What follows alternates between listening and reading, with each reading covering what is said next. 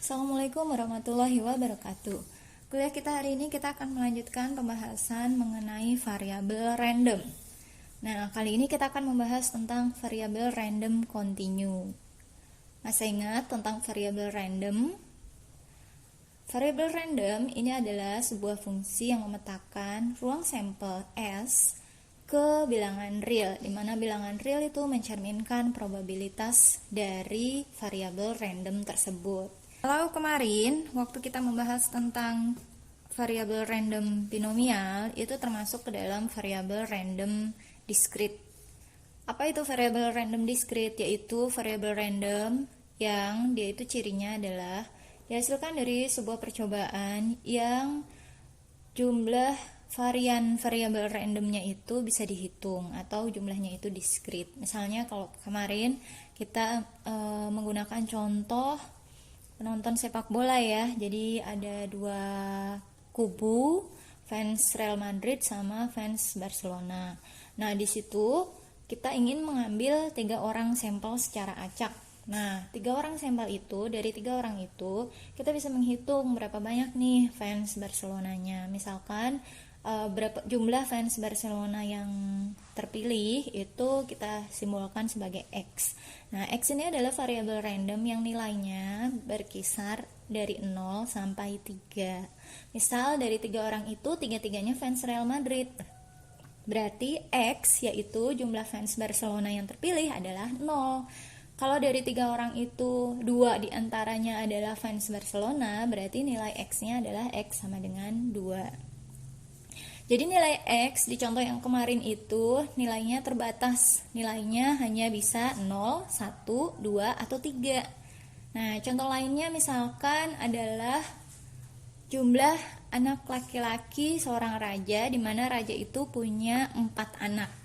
Nah, dari 4 anak itu berapa banyak anak laki-lakinya? Ini kita juga sebut sebagai variabel random discrete. Lebih tepatnya adalah binomial.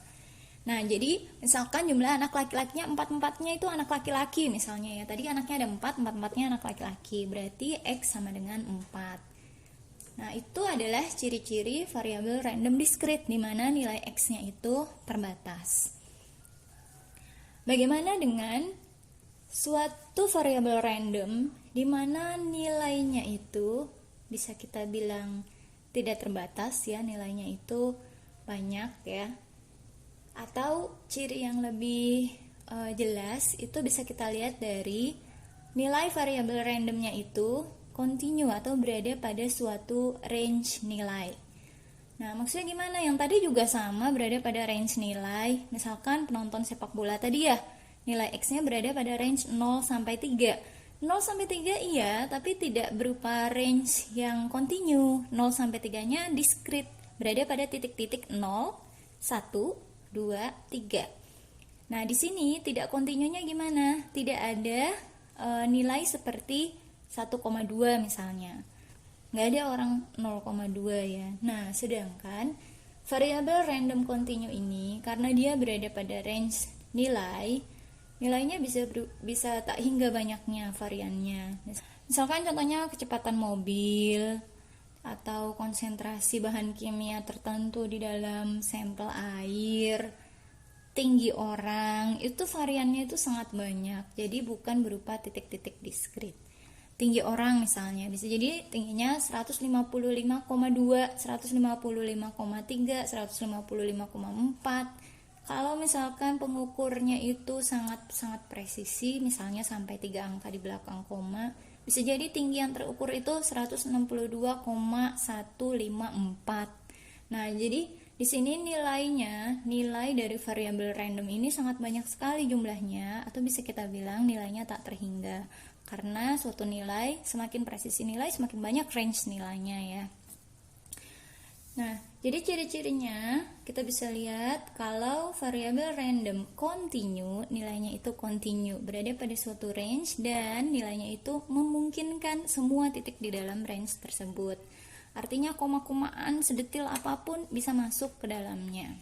Nah, kita lihat contohnya ya. Misalnya di kelas kita ada mahasiswa bernama John, dan John ini datang ke kelas, ya datang ke kuliah waktu nggak ada corona ya. John ini datang ke kuliah itu kan pasti waktu datangnya dia itu nggak fix 100% tepat ketika jam kuliahnya dimulai gitu kan, nggak selalu ya. Datangnya itu pasti bervariasi, kadang lebih cepat dari dosennya, kadang lebih awal sebelum jam kuliahnya udah datang di kelas. Kadang juga dia terlambat gitu, misalnya terlambat 3 menit, 4 menit ya. Jadi di sini waktu kedatangannya itu bervariasi. Nah, waktu kedatangannya itu ingin kita catat misalnya ya. Jadi bisa jadi John ini datang 3,43 menit lebih cepat dari kuliah, atau datang 2,7 menit lebih lambat. Karena dia terlambat berarti kita kasih negatif ya, min 2,7 menit gitu misalnya.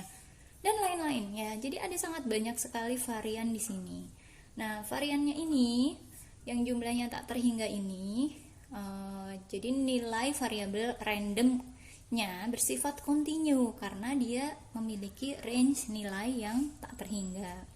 Atau bisa kita bilang ruang sampelnya ini berada pada range bilangan real. Jadi di sini ciri-ciri dari variabel random continue itu memiliki nilai x-nya memiliki nilai yang tak terhingga banyaknya ya, yang berada pada range continue. Ciri-ciri range continue adalah nilainya bisa menggunakan bilangan real.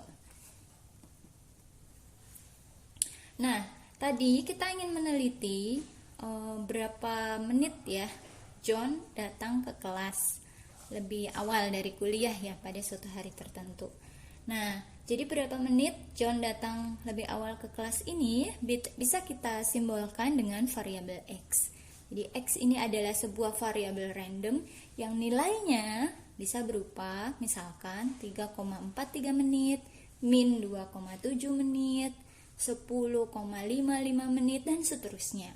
Jadi di sini karena nilainya memiliki varian yang tak terhingga banyaknya atau nilainya ini merupakan range continue yang merupakan bilangan real, sehingga di sini kita bisa sebut bahwa x ini merupakan variabel random continue.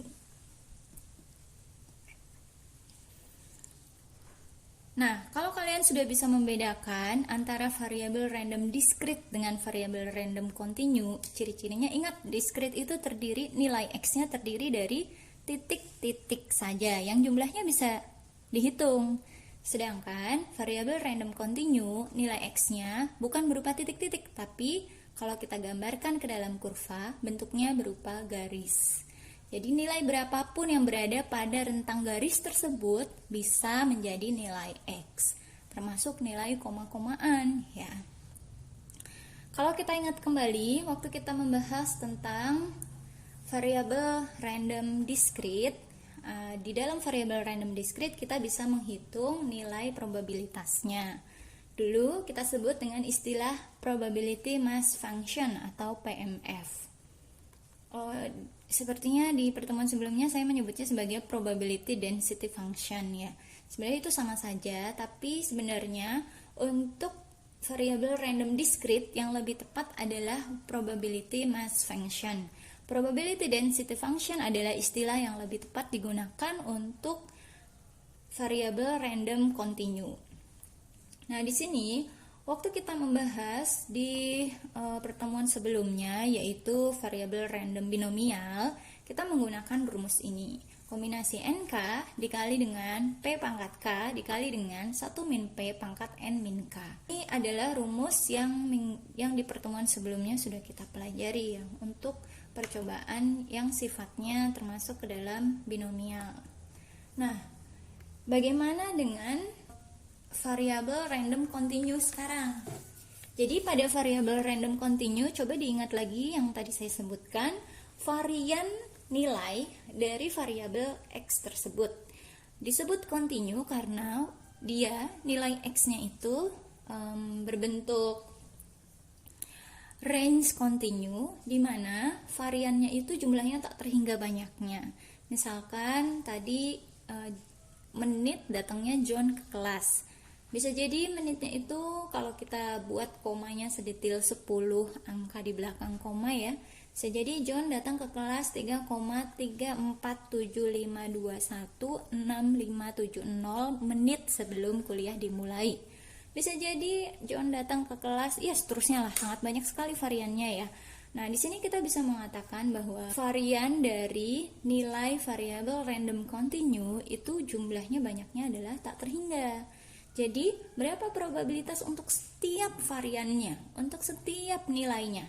Yaitu probabilitas X sama dengan nilai X tertentu.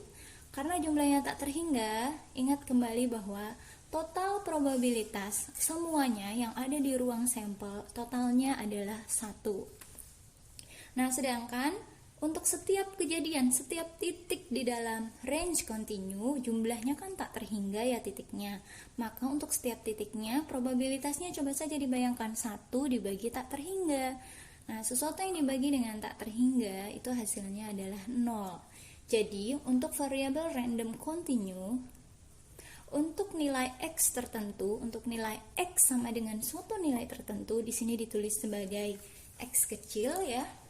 Sini.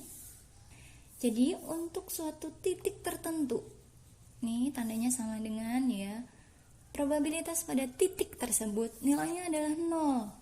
Oleh karena itu, kita tidak bisa membuat probability mass function-nya, karena probability mass function itu bentuknya seperti ini, X sama dengan nilai tertentu, jadi di satu titik saja. Nah, probability mass function ini adalah istilah yang lebih tepat digunakan untuk variabel random discrete.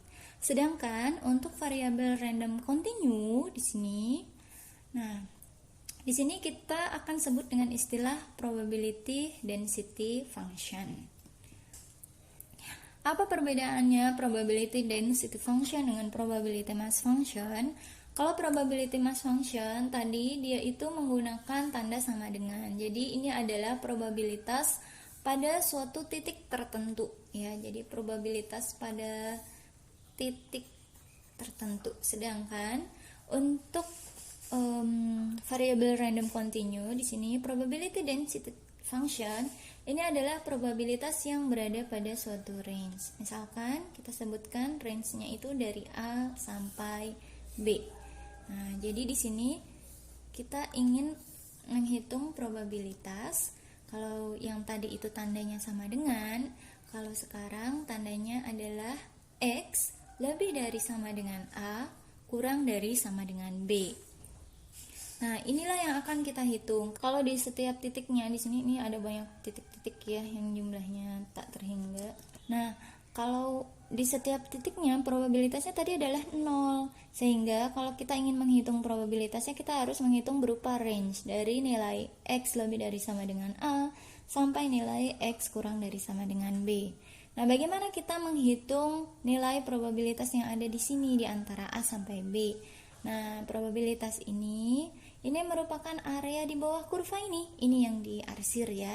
Nilai probabilitasnya adalah bagian yang diarsir, yaitu area di bawah kurva dari A sampai B. Nah, mencari area di bawah kurva bagaimana caranya? Caranya bisa dengan menggunakan pendekatan integral. Jadi area di bawah sebuah kurva dari titik A sampai titik B, area ini bisa kita temukan dari, misalkan kurva ini adalah kita sebut sebagai kurva fx, maka area di bawah kurva dari titik A sampai titik B bisa kita temukan dari integral fx dari titik A sampai titik B. Ini ya rumusnya ya.